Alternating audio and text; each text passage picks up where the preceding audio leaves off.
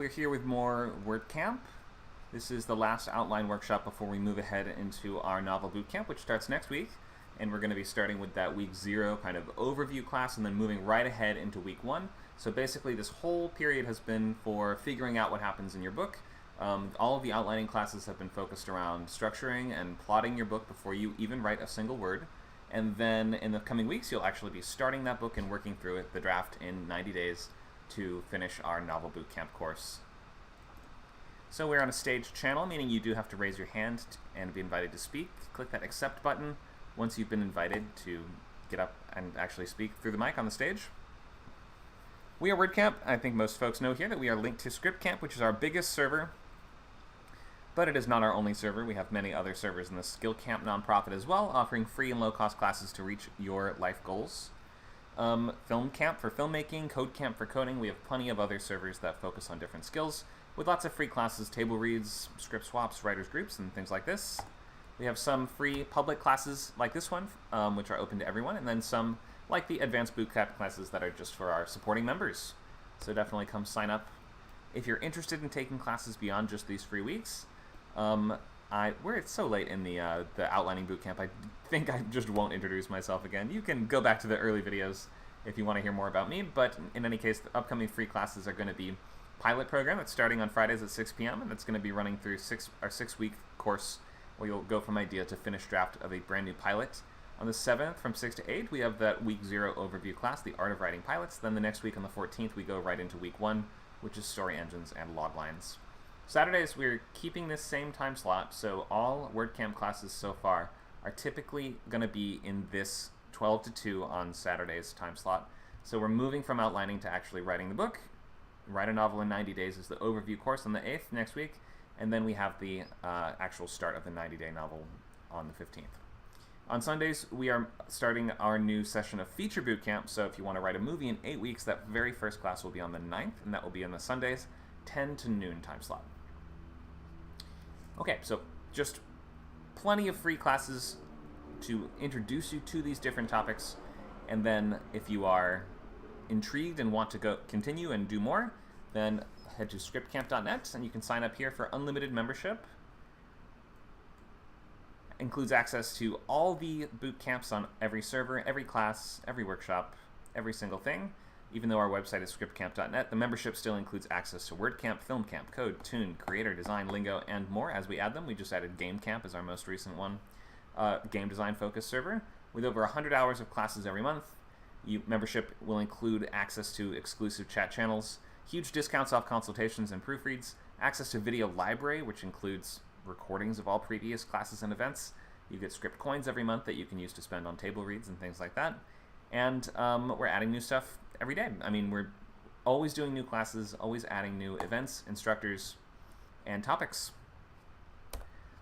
So here's just everything running right now. You should consider signing up for ScriptCamp if you are interested in these things. Coding classes coming to Code Camp on the 27th and 25th of June and July. UI design and Discord bots. We also have weekly writers labs. If you remember, you can come by any of the labs from Friday 12 to 2 or Saturday 4 to 6 and bring up to 5 pages of whatever you're working on for feedback in screenwriting or novel writing. We have advanced labs, additional workshops, and things like this for members. So hope to see you guys signing up and hope to see you around our server.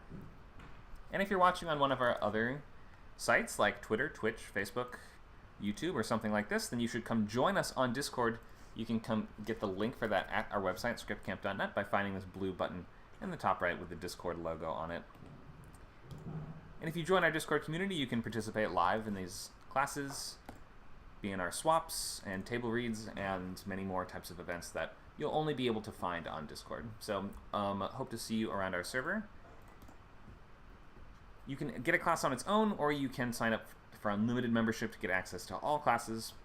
And if you check in the chat, Nacho in a moment will post a poll with some blue little numbers you can click on to indicate if you're interested in one of these upcoming classes, or if you have questions, or maybe have an idea for some new class that we haven't heard of before, or haven't thought of before. And looks like we're trying out Kick. I kind of thought Kick was K-I-K, or is that a different streaming service or platform? Nacho, maybe you can tell us, what is Kick? I guess we're currently talking to the Kicksters. Yeah, welcome, Kicksters. Kick Is that what people. they're called? I don't know. I just heard of The it today. Kick people. Yeah. So, what is Kick all about? It seems to be very similar to Twitch, but you know, uh, maybe kind of growing. So, we'll see. There are a few kind of writing streams on there. Um, yeah, wherever you are, we come to you. Yeah. If you're a kicker, chime in and let us know. What is your platform all about? Why do you use it? Is it mostly for watching people play Minecraft, or what's the deal? So let us know. Okay. So whether you're watching on Kick or Tik, do we? I don't think we have a TikTok. Do we have a TikTok? I guess we need that next. Yeah, we just have a kick talk. Okay, God, we sound old. The kids are cringing right now. They're saying hashtag cringe. You have no Riz. Okay, so we are on step five of, or we're right about at step five of the novel roadmap, because we started off with our story concept and logline, establishing some basic elements like genre and subgenre, and our target word count, structure for points of view, chapter length, pacing, and things like this.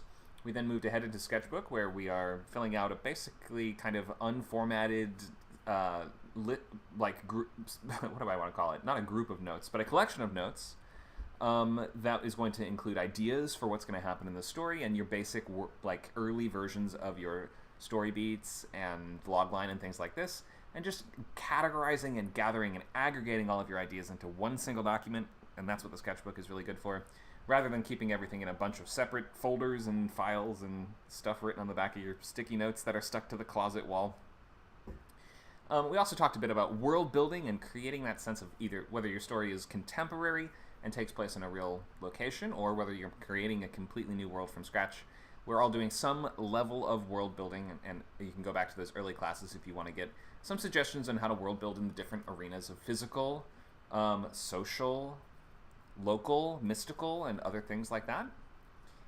We move from Sketchbook into story beats. Story beats being that list of the major scenes of the story that might be kind of categorized under the different act headings. So we know that in Act 1 is basically most of our setup and our establishment of the protagonists and learning who the point of view characters are and what they want and what's missing from their lives and what tactics they're going to be using and basic questions like that. Moving ahead into Act 2, which is going to be the majority of the story in traditional 3-act structure, and you're going to be wanting to fulfill the premise as strongly as you can within that section. So lots of delivering exactly what the genre expectations would ask for, and imagine what's on the cover, what would be in a movie trailer if it was a movie, and things like that. That's what we want to excuse me. That's what we want to see in the premise scenes and all throughout the second act. Second half of second act is going to be leading into significant escalation in terms of difficulty for your main characters up until that all is lost moment where we crash down into the pit of despair and are forced eventually to swing up and dig our way out of it with the break into Act 3. And then the third act is going to be another shorter section, about 20 to 25% of the book's length, where we're going to move directly into finale and then wrap everything up in your sort of final battle or whatever that looks like for your genre and your story, and then summing things up in the epilogue. Or you could look at yesterday's class we did on sort of different styles of epilogue or different variations that kind of discard normal conventions linked to epilogues or things like that if you really want to. But in any case, we are at the stage where you need to kind of have that really clear, or the story beats are that stage where you have a pretty clear sense of what happens in each act.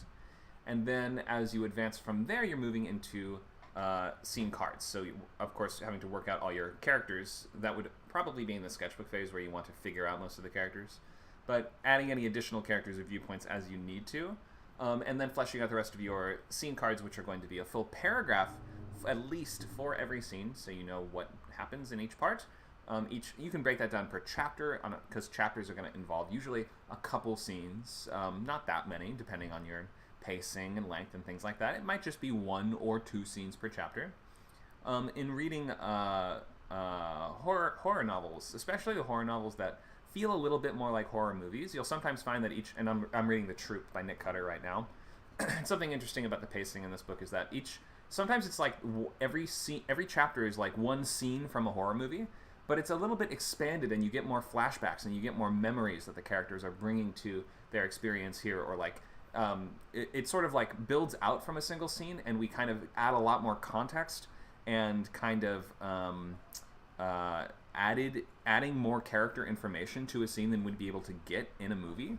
So using that kind of very cinematic novel writing style, you can kind of think of it as the movie scene is the chapter, but in adding all that extra context and information, we can kind of bulk it up and make like that's what you kind of have to do in a novel as opposed to a movie. You have to dive deeper, you have room to dig deeper, and the audience really wants you to get more into your characters' heads and build out a stronger picture of who they are, how they got that way, what are the things that they are doing reminding them of at the current moment, how is that affecting their kind of lifelong development, not just the development in that one scene, and things like this. So we have to build out a stronger sense of who the characters are in novels than in movies, because we simply get to spend so much more time with the characters and with a closer psychic distance to the characters in novels as opposed to in features.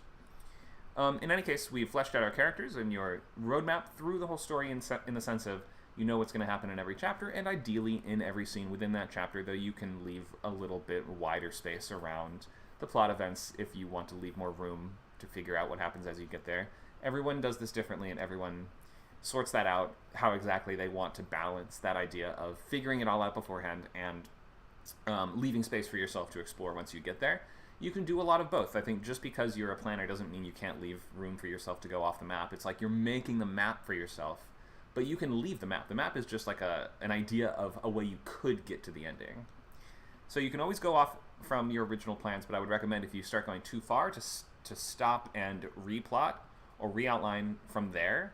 Don't go. I wouldn't recommend usually going back and trying to fix everything up into where you are. Just stop, re-break the rest of the story, write through the rest of it as if you had already made those changes, and then when you're done in your second draft, you can go back through and fix the first half of the book to match up to that second half. Okay. So look, everyone in the chat is saying they're cringing so hard at me saying all this Gen Alpha slang as we try to branch out to our TikToks and our Kicks and our TikToks and our Instagram grams and whatever. I'll just make it worse every time.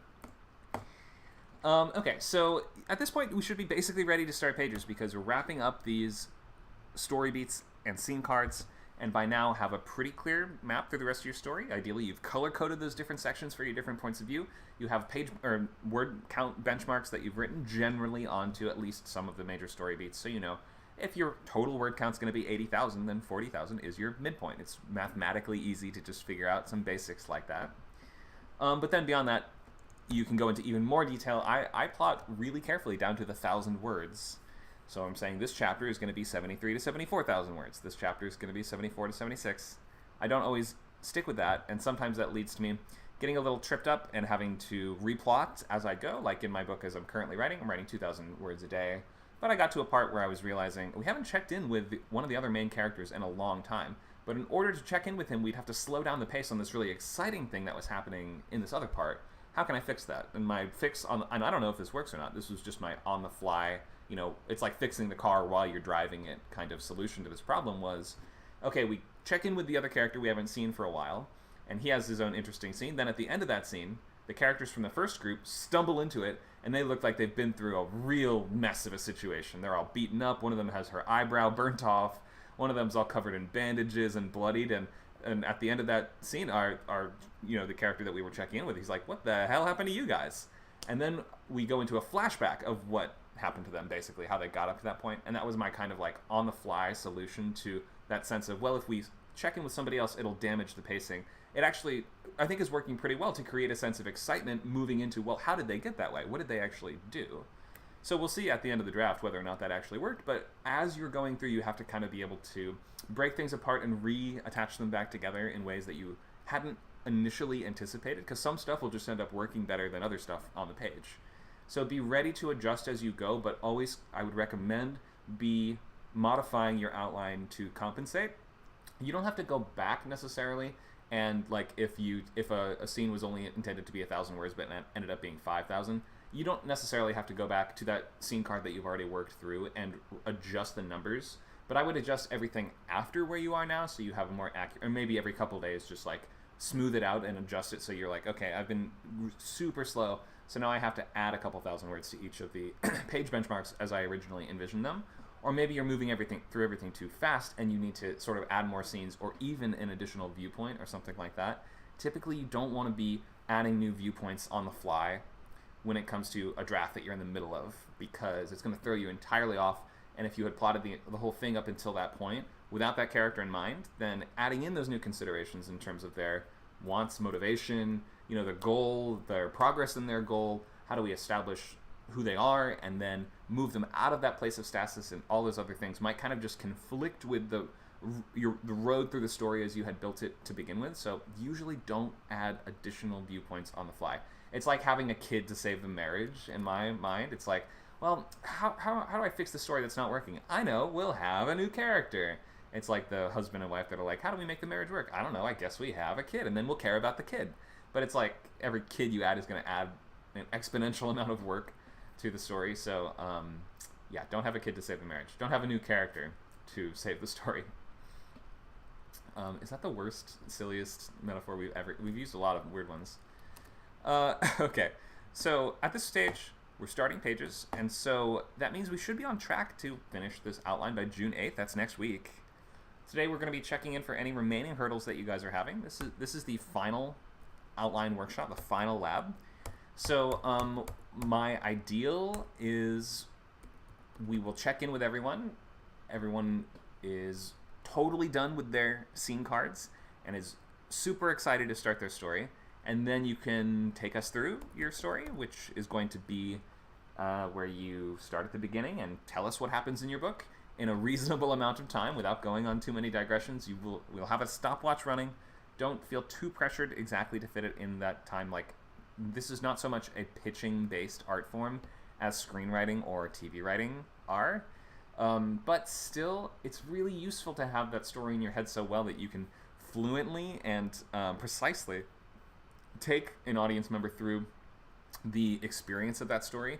Just verbally, you can read your notes, you can have it all in front of you, just without getting tripped up. You have to kind of know what's important in your story to be able to do this well.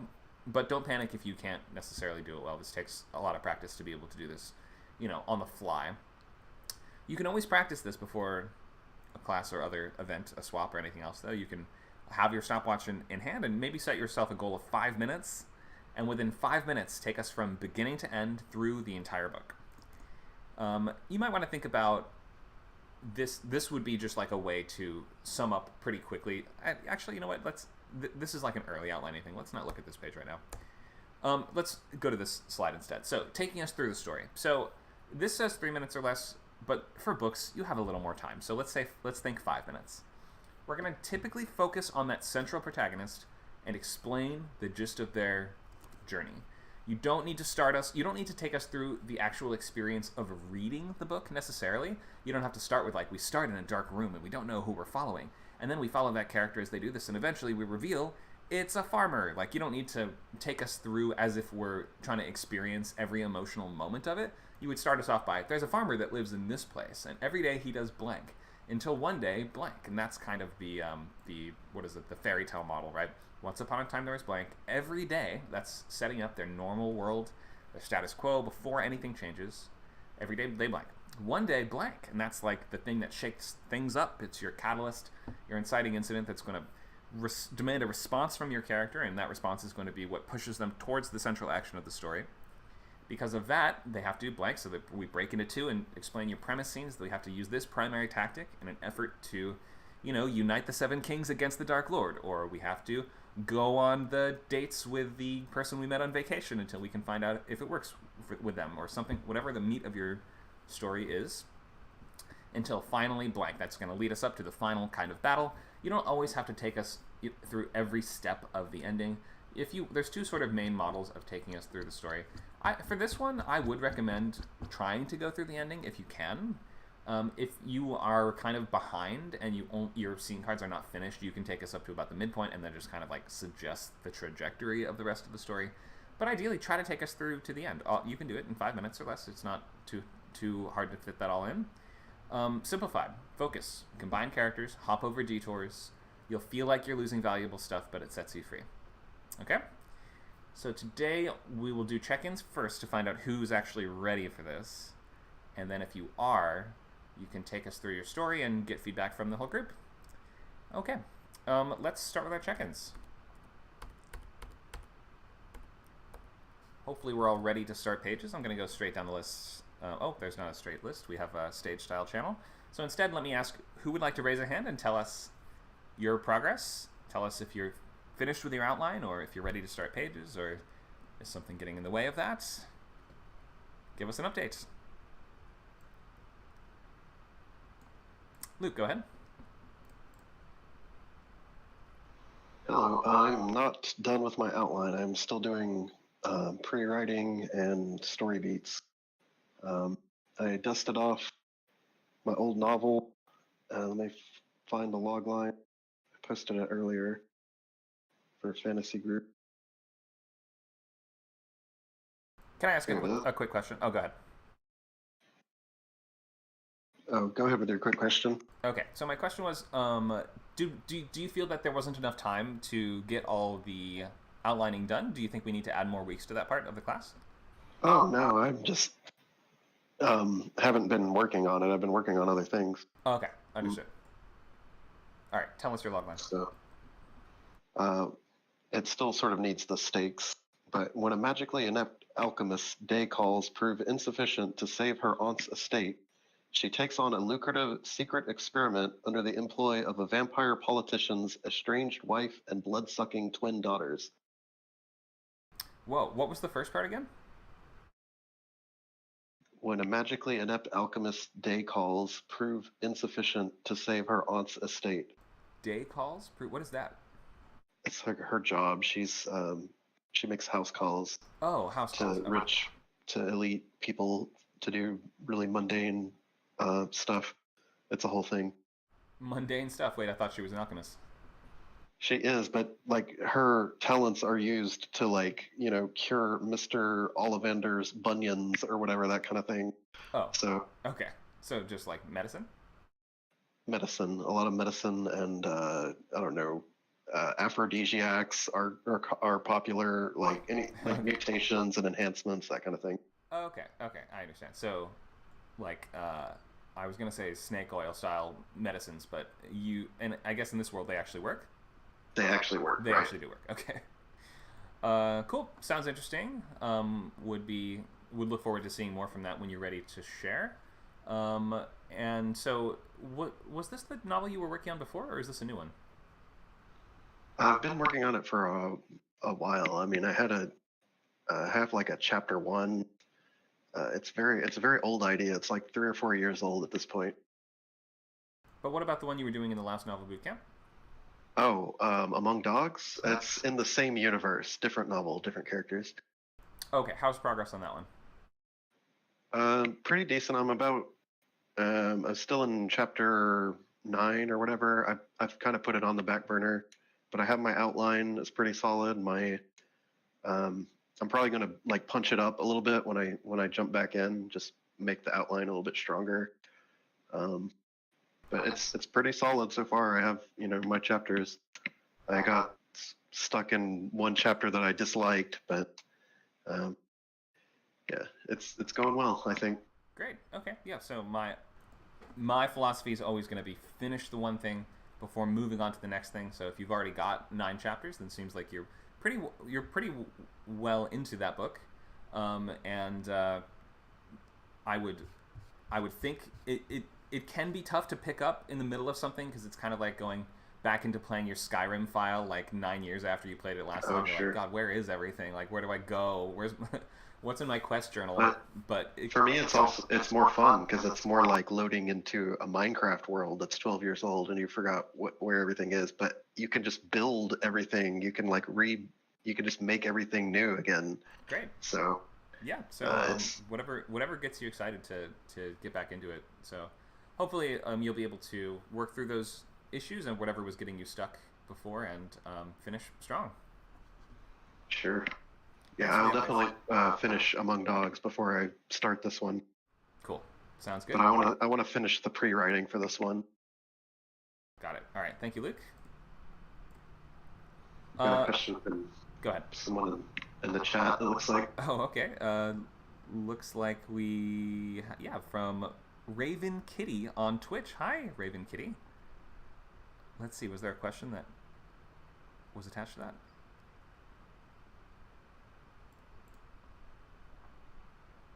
Oh, I have to check on ScriptCamp, thank you. Because on WordCamp, we don't see the stream chat. I think the question was just, how are you? Oh, okay. How are you? I'm doing great, Raven Kitty. Hope you're doing good too. You should come join us on Discord if you are interested in being in the class. You can find us at scriptcamp.net. Thanks for coming by. Anyone else want to raise a hand and tell us update on your progress? Are you ready to start pages? Is your outline all finished? Where are you in your work? And hopefully you'll be ready to take us through your story today. Who's next? Michelle, go ahead.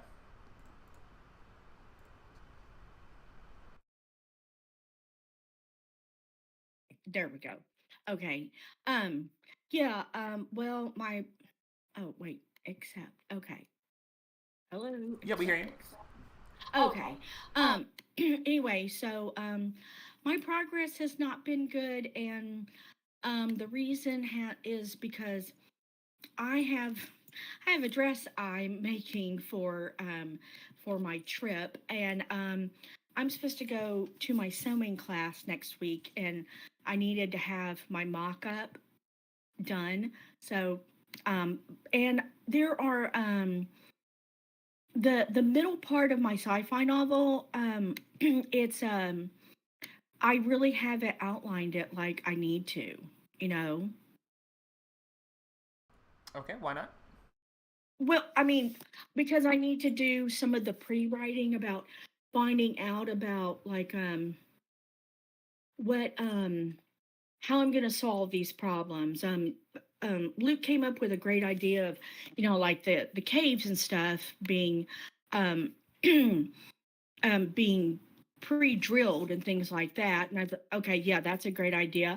I also realized, you know what, this is set, um, like I'm thinking like in the 2080s, and AI would be able to solve all these problems. So I went to ChatGPT, and ChatGPT gave me lots of great ways of how that could be solved.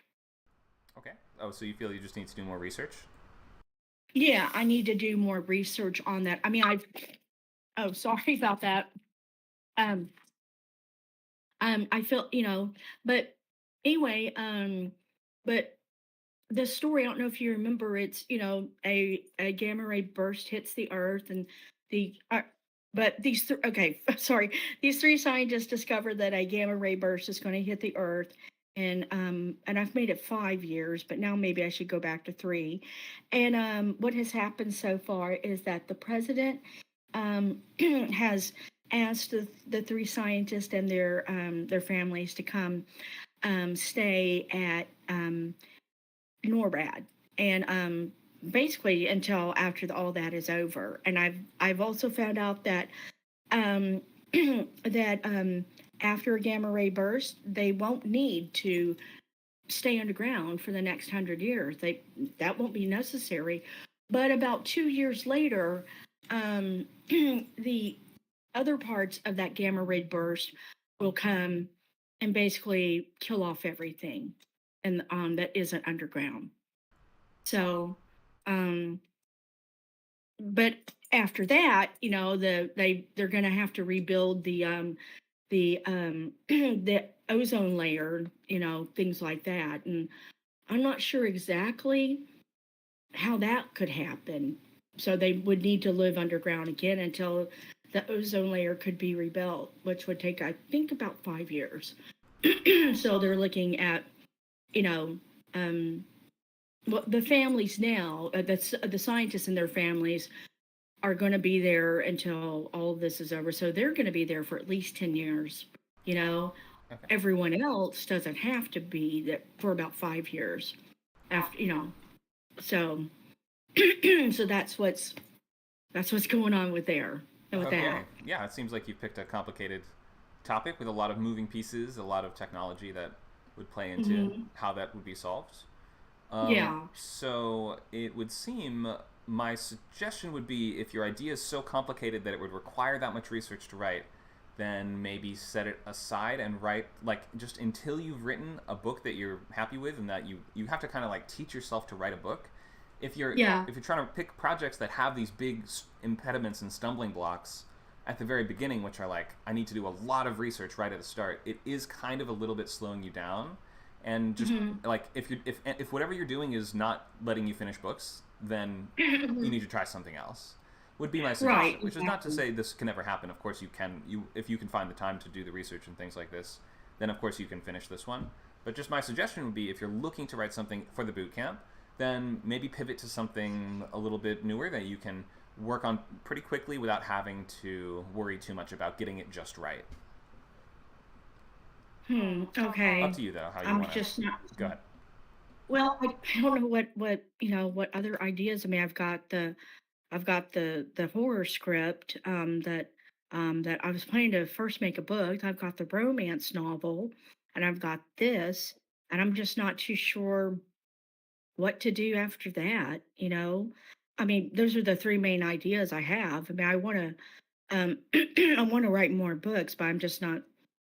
I'll have to think about what other idea I can come up with, or just go back to the romance book. Sure, I yeah, mean, it's totally up to you. or I would just say if any of your projects are just you find yourself unable to make progress on them for some reason, then that Mhm. means you should either choose something else or you have to find a way to fix those problems. But either way, you got to be finishing books. Like if you want to be a novelist right. and be selling books and everything like it, Obviously, yeah. right? Well, I don't. I'll just have to brainstorm and come up with something. I mean, maybe write a fantasy novel. Sure. Come up with like maybe a simple system of magic. Not nothing complicated. Okay. Yeah. Or you could maybe Um, if you're looking to write something a little shorter than if you write something in the chapter book range or middle grade kind of range, then those are a lot quicker to get through than an adult novel. you know what? Wait, the other idea that I had for Jelly about the witch, that he was having problems at magic school and real school, and she has to get help from her bully. Okay, that sounds interesting. Yeah, that could be something you could Yeah. pivot to if you wanted. Totally up to Yeah, you. Go ahead. it's middle grade, so okay, that might work. Maybe I'll work on Jelly instead. Yeah, if that would be faster than researching a densely detailed sci-fi novel, then I'd say whatever gets you a book, whatever gets you to the end of a book quicker and more efficiently is that's the goal right now. Why, I will have to find out how long, how many pages are middle grade books. Someone will have to tell me. Well, it's more about word count than page count when it comes to books. Page count But does not doesn't I matter. mean word count. Right, right. I see. Those are going. Well, Becky can help you more because Becky is a specifically middle Okay. grade writer for the most part. But they're gonna kind of max out around 60,000 words. So you're gonna probably want to aim shorter than that, like 40 or 50. But ask Becky for specifics. Okay, that will that will be a lot. That will be easier because today I was thinking, okay, how many words is the sci-fi novel going to be? I mean, I know they can be very long, but this would be my first sci-fi novel. Right. But, I was just wondering, how long can it be? How long does it, or can it be? Because I will need to talk for several chapters about how the world is preparing for this. Mm-hmm. And, hmm, you know, Right, so, right. So adult sci-fi, and in terms of debut, is usually going to be about 100,000 words. So it's going to be like double the length of a middle grade book, for the most mhm. part. But Becky, feel free to clarify if you want. Yeah, I was just gonna say it's getting even shorter now. So I'm doing, a fantastical where we're allowed the extra words for world building, and I'm told to keep it to 50,000. If it's more realistic and you don't need world building elements, 40,000, which obviously does make our lives a bit easier. Not as much pressure, but yeah, shorter end is better for kids nowadays. Okay. There you Well, go. yeah, because there's a lot to compete against, you know. Yeah. Okay, well, Connor, Let's wrap up with Michelle. Are you all set, Michelle? Is your update all no, finished? Go ahead. that's great advice. I think that, I could get Jelly written in, I don't know, maybe 2.5 months. But you know, I am going to France for a week, and like last week I didn't show up because we were just spending the entire day just deciding what's our itinerary. We need to do this and we need to do that, Right, right. you Endless know, planning. yeah, like I've got to buy a little bitty refrigerator the size of my phone for my Trulicity and my eye drops. Or I'm not gonna be able to go because I have glaucoma and I got to take my drops every day and they have to be refrigerated and blah blah blah. And Wow, yeah, lot to plan for. It seems like. Well, hopefully you can find yeah, some time to work on your writing still. yeah, no, I am, and I'm making a dress, for to wear over there. It's a sparkly, thing. And so, anyway, thank y'all. I really appreciate it. And thank you for the suggestion. So, maybe I'll go switch over to Jelly. Sure, yeah, up to you. However you want to play it, like you'll find your way through it, but just whatever it takes to get you to actually finish a book, that's usually going to be the right move. Thank you for the update. Sure. Oh, sure. Thank you. Go ahead, Becky. I was going to ask if you could just keep me on the stage, but I'll mute until it's my turn to speak, only because it took me about 2 minutes to get onto the stage. Just then, I'm on my iPad instead of my computer. Okay, sure. Yep, no problem. Becky, are you ready to... Why don't we just go into your update right now? Maybe you can tell us where you're at with your outline? Yeah. I'm just finishing up, putting some finishing touches to the synopsis now to be able to share with you guys in a minute when you've gone through everyone's update. I'm ready and eager to start drafting. This is from my one for Chicken House. And will you be ready to take us through the story today? Like, we can end the stream early if you want to do it private instead of public on YouTube and Kick and Twitter and all these things? Yes. Yeah, if I could do it at the end so I can do it with you guys, just because obviously broadcasting it, I don't know what I'm allowed to do. Okay. So, but yeah, I will be ready. Okay, we'll save it for the last half hour then. Cool. Thanks, Becky. Who else? Give us your updates.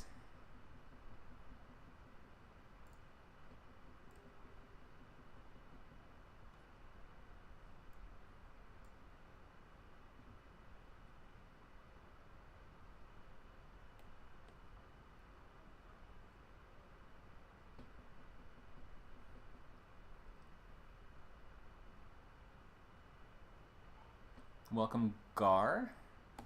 Hi, Dakota. Why don't you give us some updates? Hello. I am about 99.9 or 98% done with pages at this point. Oh, with pages. So yeah. Great. You're ahead of the curve. Yeah, way ahead. Well, how did it turn out? What do you say? How did it turn out? Are you happy with the book? Yeah, I'm happy with it. Like for a first draft, it's very good. Is it perfect? No, but that's why it's called the first draft, Do not expect your first draft to be the best thing in the universe, everyone. It won't. That's not the point of this. So yeah, I mean, it was good. I learned a lot. I actually learned that I can actually write something.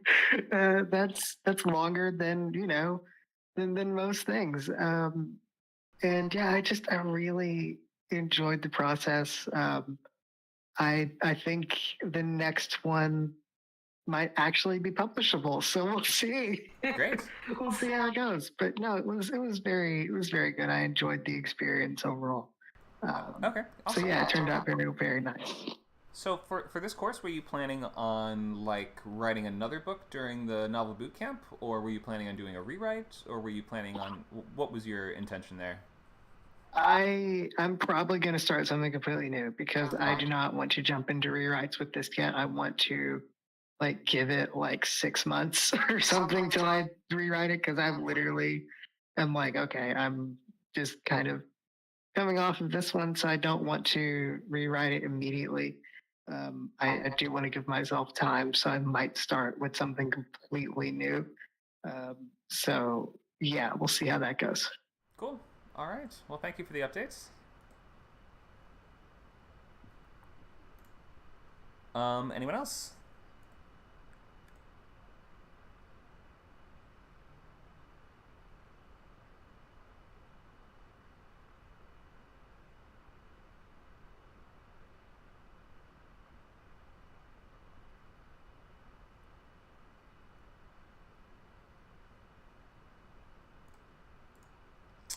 Okay, if that's everyone, we might only have one person who's ready to actually take us through their outline for today. Let me know if that's not the case. Megan, go ahead.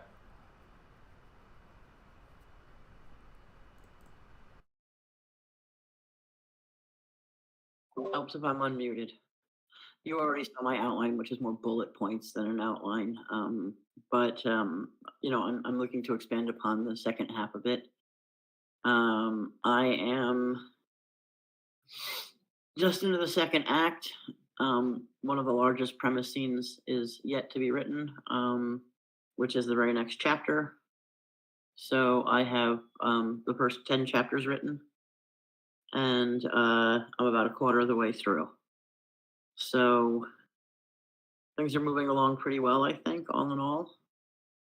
Not unhappy with how things are moving along. Not a huge amount to really regale you with at the moment.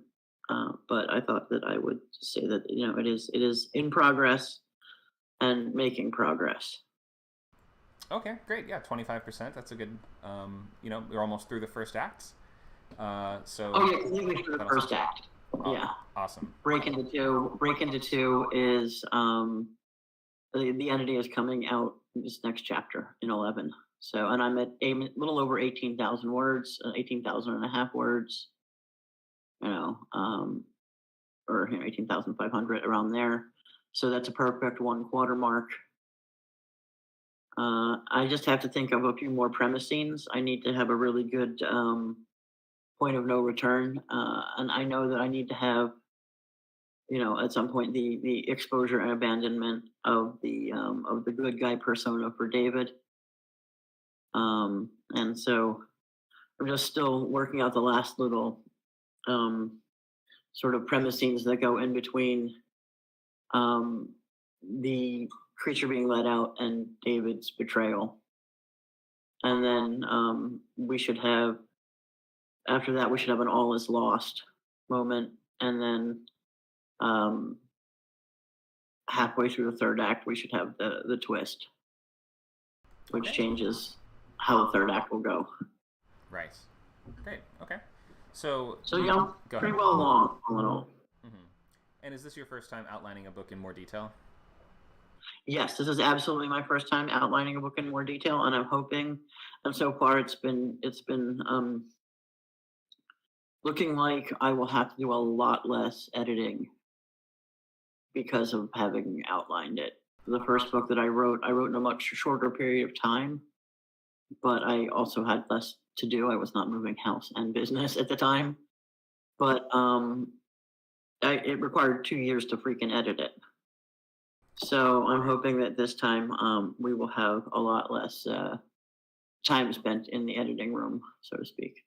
Yeah, hopefully front-loading that work instead of back-loading it can avoid running into those traps and getting stuck in the same way that you can if you don't have the roadmap at the start. Yeah, absolutely. Great. Well, thank you. For and also, I think towards the end of my original book, I had to go back and rewrite a bunch because I was in a rush by the time I got to the end of it. You know what I mean? I was anxious to be finished. And I think this way, if I have the ending a bit worked out ahead of time, it'll feel a little less rushed. Yeah. It's also nice if you have that really clear outline and then you can work through it a little faster than you would be able, like you can write the book a little faster than you would have been able to just figuring it out. writing faster does not make the work better necessarily, but it does make it a little easier to step back and look at it like this was somebody else's work.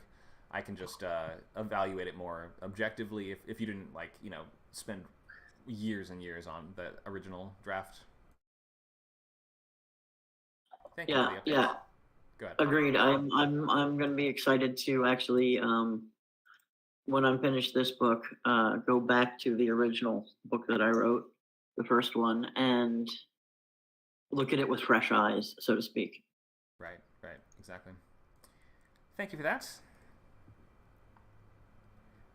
So yeah, so much about writing your first few books is going to be about learning how to write a book. And it almost doesn't matter what the content of your first few books is, because odds are you're not going to get it to the point where it's publishable and amazing and everything in your first few tries, in the same sense that your first attempt at drawing a picture is probably not going to be hung in a museum or sold on the open market or anything like that. So you have to just kind of look at this as learning and building skills rather than trying to write, you know, you're not digging for gold to find that top selling book that's going to make your career overnight and make you a millionaire and everything else. You're kind of you're primarily working on the skills at the moment. The output is pretty much secondary, but in order to get the full range of skills from this that you should be developing, you do have to be finishing things and moving on to the next one. The only 3 things you have to be doing to be moving forward to advance your career as a writer is reading. You actually should be reading other stuff, other professional work, or other amateur work too, but professionals at least, some. Writing. So it means consistently outputting whatever it is that you write. And the last thing is moving on. Ideally moving on once you have already finished a manuscript to your happiness at its completion. But if you're not able to do that, then you're moving on in some other way, meaning pivoting to a different idea or putting something on hold and coming back to it later or anything like that. But you must be moving on. Reading, writing, and moving on. Those are the 3 tasks, 3 skills to be working on. Let me check the stream chat again. Nope, no new comments. That's okay. If you are watching on Twitch, Twitter, Facebook, anything like this, it sometimes takes a little longer to see your comments, so definitely come by and join us here on Discord. Let me open the floor one more time and just make sure that we haven't missed anyone, and no one has an update that they want to tell us about in relation to the book project you're working on now and hopefully are almost ready to get going on pages for. Anyone else?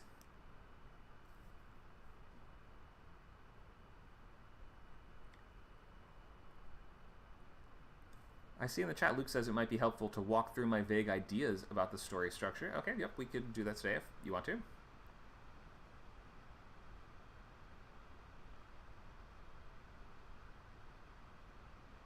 But from what I've gathered, it seems like only Becky's ready to actually take us through her story. So let me know if that is not the case and if you are ready to do that.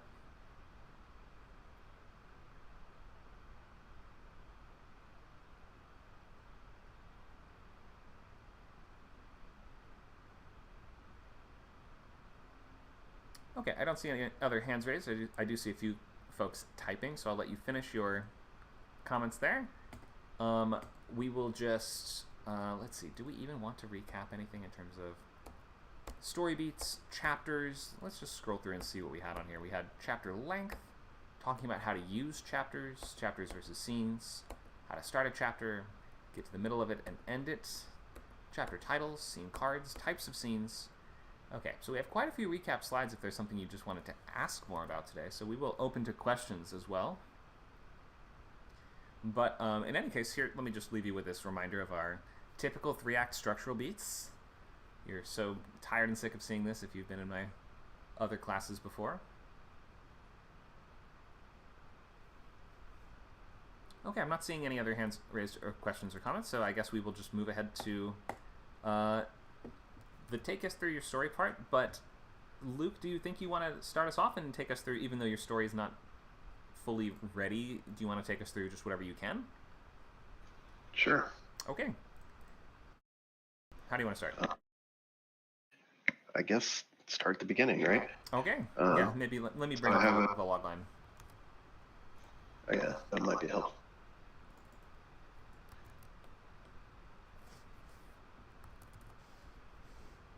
Okay, we're doing Moon... Where is it? Moons over Maycomb. Yeah, or I'm sure people will pronounce it Macomb, so I'm probably going to have to change the title or Okay. change the spelling.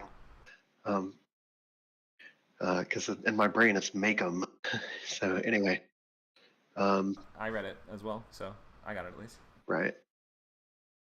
Okay, the beginning is we're doing like a time jump. It's a cold open. We start at a gravestone. We meet the alchemist standing at the gravestone of Annabelle, who we're going to meet later. And then there's a little bit of sort of like flashback of like something really bad happened to this person. And then we have the button that we end the scene on is Charlotte looks at her. She has a stagecoach, but inside her stagecoach are these two child-sized coffins that are like concealed in the bottom, and that's sort of the button we end on the cold open. And then we go back in time. Wait, pause. Sorry, who's Charlotte? Is that the alchemist? The alchemist, Charlotte Deacon. Yeah. Okay, thank you. And we jump back in time, and we sort of meet her as a little girl with her paw, and we establish sort of like a bunch of different things, like her mom is sick in a sanitarium, her dad is taking care of her, her aunt is sort of like rich, and her dad is like a working class man, and he's part of sort of a like a labor union, and he sends her to school. He's sort of like paying her for her schooling, and she's learning about magic, which is her favorite thing, even though she can't use magic.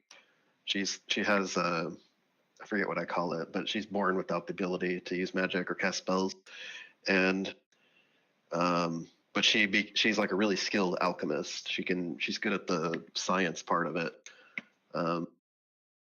and long story short, while she's in school, her dad dies in a labor riot and like a strike, and she has to live with her aunt, and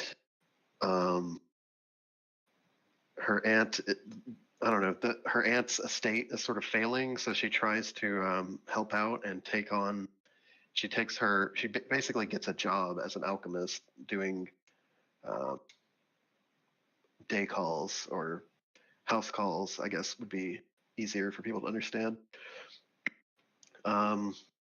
We explained that a little bit. Yeah, like, rich people, they want their warts removed, or they want a longer whatever, or a shorter whatever, or bluer whatever. Mm-hmm. She's the person that can do it. So she gets sort of paid a lot of money, but she really hates her job.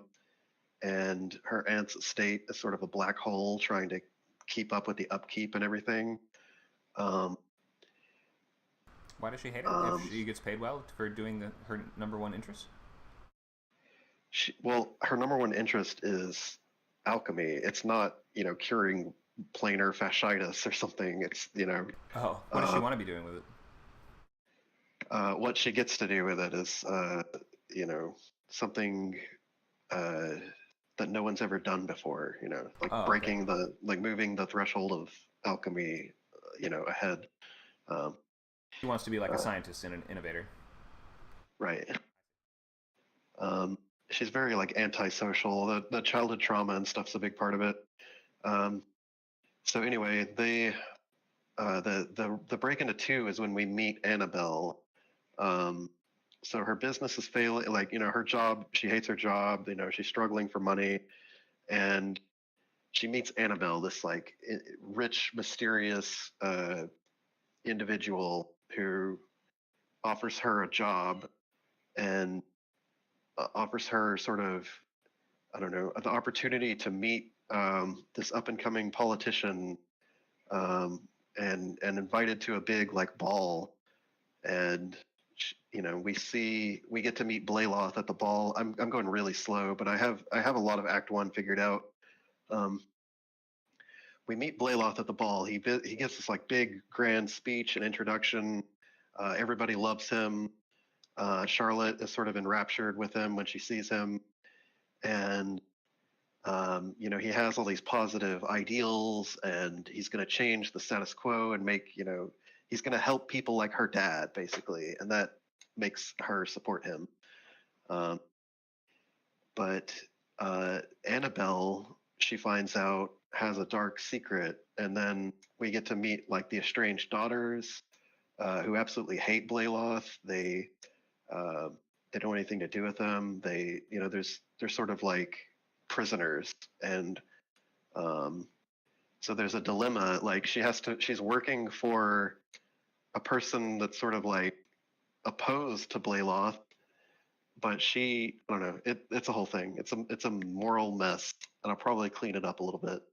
Um, but the idea is the daughters are like frozen in time. They're like the Kirsten Dunst character in Interview with a Vampire, and Charlotte is employed to cure their vampirism. Like she basically is supposed to use her alchemy to cure like a curse, like a blood curse, and it's impossible. Like no one's ever done it before. Like no, you know, it's basically like, here, you got to cure cancer, and but she works in secret. She's sort of navigating these two worlds. Meanwhile, the evidence of sort of like abuse becomes more clear to her. She tries to sort of convince Annabelle to leave. Annabelle doesn't listen. Blayloth becomes paranoid. His views about I don't know, the mortals or whatever, like we can be equals with them, change to like we are superior to them, and actually they must be exterminated. And he sort of I don't know, starts attacking people with his army, for lack of a better word, and um, uh, Charlotte takes the daughters and tries to escape at Annabelle's behest. They're caught, and Annabelle is executed, and Charlotte's like forced to watch, and that's like our pit of despair. And then it's, you know, she's kicked out, like banished from the estate forever or whatever. And then she sort of has to come up with a plan to break in and steal the girls and fight Blayloth and escape to the Weird West is the finale. And why is she risking her life to save the girls? Is it because they bonded throughout the story? Yeah, they bond. They sort of, their character arcs, you know, change, and they sort of she becomes like their adopted mother, basically. Okay. I don't know how to explain it. Like Annabelle is a very toxic person, personality-wise. So. Okay. Anyway. And what was the finale? They escape to the Weird West. Like we go back to that scene with the grave, and we're like, we know like what the deal with the grave is, what the deal with the girls is, and then we flee, and then there's the big confrontation with Blayloth. Like he doesn't want to let them flee, so they have to fight. But then, yeah, the finale, they escape. Oh, do they defeat him? I'm sure they cast him down into the abyss or whatever, or drive the golden spear through his heart, or, you know, whatever it is. Okay, so happy ending. Yeah, and I think the lead daughter is going to be the one that gets to kill him. The older daughter. Okay. The older twin. They're fraternal twins. I don't know if I say twin daughters, but they're fraternal twins. Okay. Yeah, sometimes in certain mythologies you can't strike against your vampire sire, or it's like or it's extra difficult for you to work against them, or something like that. So maybe that. Well, in my story, it's he is the head of the bloodline or whatever. When you kill them, everyone in the bloodline that he has sired dies because of the blood curse. Mm-hmm. So it's like a suicide unless Charlotte can cure them somehow. I see. Okay. So there's three kind of ways you can play that. Usually killing the head vampire either saves everyone that they've turned and turns them back into a human, or it kills them all, or it sets them all independent and now they're all free vampires. That might be more interesting, actually. Yeah, if it that's kills a better them all, ending. She would have to cure them. She would have to definitively cure the vampirism if they were going to kill the leader, right? Right, and that could be like a thing where she can't actually do it. It's impossible. Right. But you know, they choose to kill him and be permanently stuck in their child forms or whatever, just because he must die. Yeah. You know, We accept the risks and consequences, and it's worth it to them to get rid of it. Like, they'd rather live as a child forever than have him still around. right? But I guess they would be a child forever no matter what at this point. There's no turning them back into a human, is there? Or is there? Well, they would naturally age and right, live right. the rest of their human life out. Okay, so they would just resume their normal Right. lifespan. I see. Okay, well, that's kind of a pretty good deal. You don't even suffer the effects of the age that you've aged so far. Yeah. Like, and some of them, it might age Once them you're- up, right? They might, if they were child vampires for 20 years, they would just become adults right away. What do you mean? No, they would stay. They would have the mind of an adult or whatever, but their body would still be a child. They'd have to sort of like grow into adulthood and Right. live out the rest of their natural lifespan. Yeah. The that's blood just a- curse like locks their physiology in death, basically. Right. I guess I was suggesting in a different magic system that governed how it worked. How it could work was that you save up all those years and then they apply to you after you switch back into human mode. So there's like a Yeah. age debt that you have to pay, basically. But in yours, it I think seems like they do it's that better for in the humans. Blade or something, where they Oh, do they? they cure the guy and then he ages up really fast and turns to dust. God, I don't remember. Maybe. That's definitely something that would happen in Blade. Blade 2 probably something obscure. Obscure.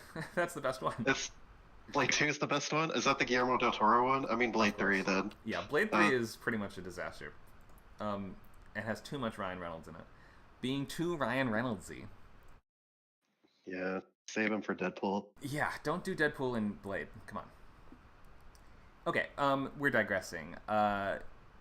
It sounds like you have a pretty solid arc. This is like a gothic horror kind of Yeah. arc where it's like the governess comes to live with the weird master and then needs to end up escaping the mansion from him. Is that the kind of story? I mean, I wasn't thinking of it like that, but yeah, the bones of gothic horror. What did you call her? Proprietress? What is she called? A governess. Usually the governess. Yeah. Yeah, the governess is That's like all a there. classic gothic horror protagonist. Like the quintessence, like to the extent that a detective is the lead of a mystery story, a governess is the lead, is the quote automatic lead of a Right. of a gothic It has story. all the characters. It has the like spoiled children. The The Byronic you know. hero that you sort of set Yep. up in this initially alluring kind of way, but then you learn he has a dark secret. Like, this is just very, very gothic stuff. I would maybe even consider good. describing it as that rather than Weird West, because when you say Weird West, Right. people are going to see gyrocopters and like Right. Gunslingers. sandworms and demon cowboys and stuff like that. I guess it's not. Yeah. Weird West is not a super well-known or well-defined genre, but when you say Western, people aren't going to think, oh, there's a spooky house with vampires in it that we're trying to escape from. You know what I mean? Gotcha. Yeah. It's So yeah. I That think makes about sense. maybe like gothic slash fantasy or gothic horror or something along those lines might be a bit more accurate Dark description. fantasy / gothic horror or something like that. Gothic fantasy is very much a descriptor you could use as well, and often will have elements of both horror and also romance in it. So that's what Gothic kind of includes, all of the above. Yeah. There's some people in the audience that will ship Charlotte and Annabelle for sure. People in the audience of this class, or people in the kind of general. And in this class and in general, Oh, yeah. both. Okay. Why is that? I mean, in my mind, Charlotte is sort of like asexual, but there is so much like tension and I don't know, awkward closeness between Charlotte and Annabelle that I can already see in Act 1 that people are going to assume they're together on a deeper level. I see. Well, you do have one of them in a relationship with a vampire, so it becomes slightly easy to be like, I guess she's probably looking for a better relationship than this very toxic one. Sure. Easy to root for, I guess. Maybe that's why, because we want to root for that, as opposed to the alternative. Okay. Well, what questions do you want to ask, and how can we help you with this outline? Or maybe you don't even I guess, consider it quite an outline yet, but whatever it is that you have. The biggest sort of vague point that I can't quite nail down is how does Blayloth change? Like, what is the straw? Is it that Annabelle actually does betray him and he discovers that, or what is it like? Here's a question. Why does he snap? So is the snapping he goes from thinking we can tolerate humans to I can't tolerate them anymore, we have to exterminate them?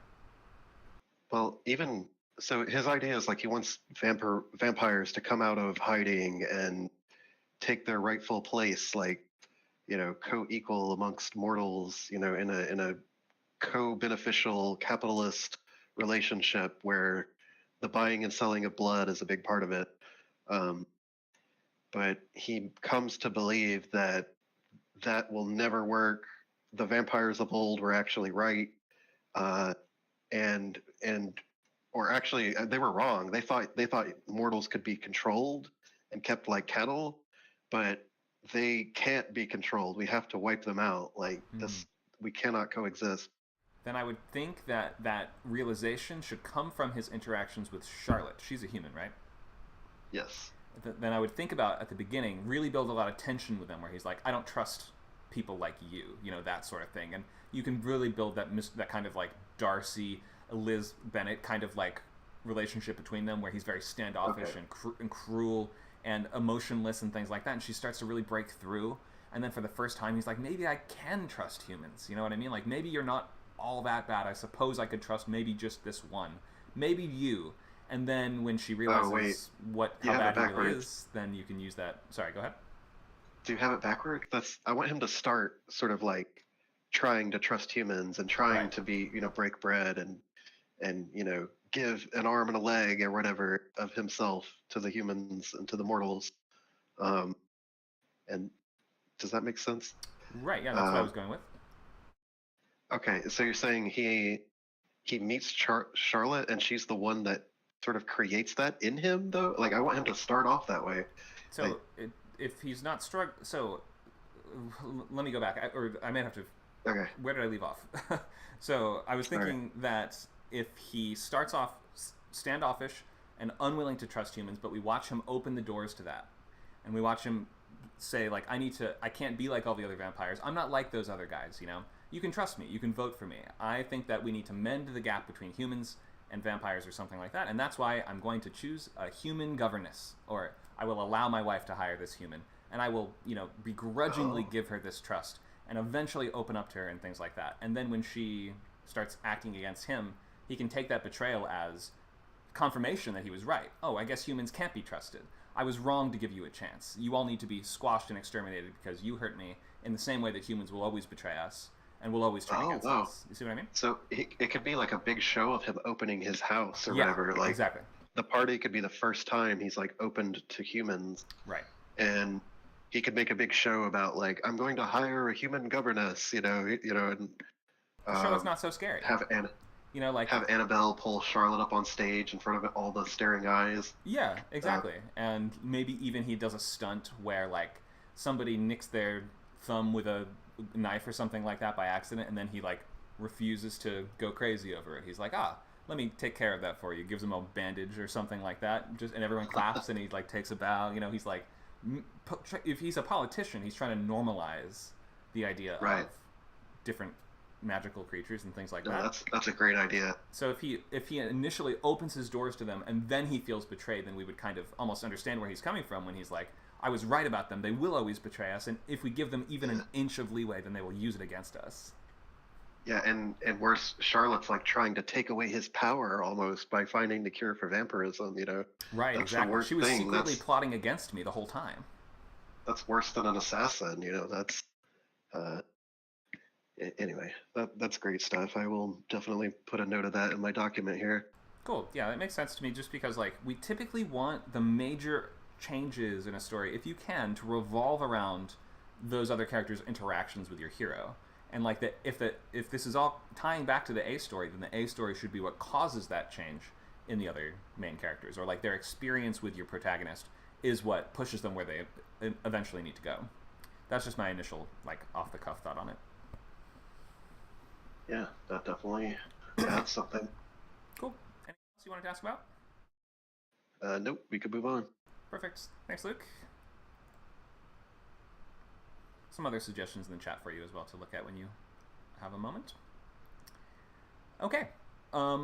So let's take a step back. Who has questions based on anything we've talked about today? Let me just turn my air conditioner off really quick so it doesn't overwhelm my microphone.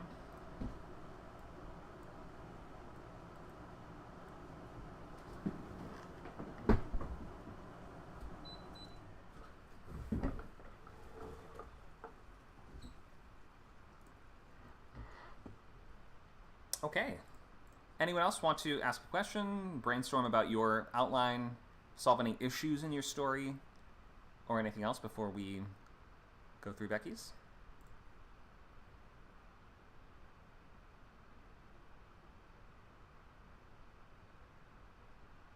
Okay, maybe not. Let me wrap up our slideshow. We are going to end the stream just so Becky can pitch her whole book in a non-public forum. But so the goal for next time is to finish your outline and be ready to start pages by next week. We have a bunch of events coming up. We mentioned the pilots next week on the 7th. That's going to be in the Friday 6 to 8 p.m. time slot for 6 weeks. And then Sundays 10 to noon for 8 weeks starting on the 9th is going to be features. You're going to write a whole movie in 8 weeks. Novel Bootcamp starts next week here on this channel. You will be able to write a novel in 90 days starting on the 8th. And we also have just plenty of weekly groups and meetups, workshops, and other events. Thanks for coming by, and hope to see you guys soon for the other ones. If you're in the Discord right now, you can stick around and hear Becky pitch her and take us through her story. All right, well, we'll wrap up for today. Thanks a lot, folks. We'll see you at your next Script Camp workshop, class, or event.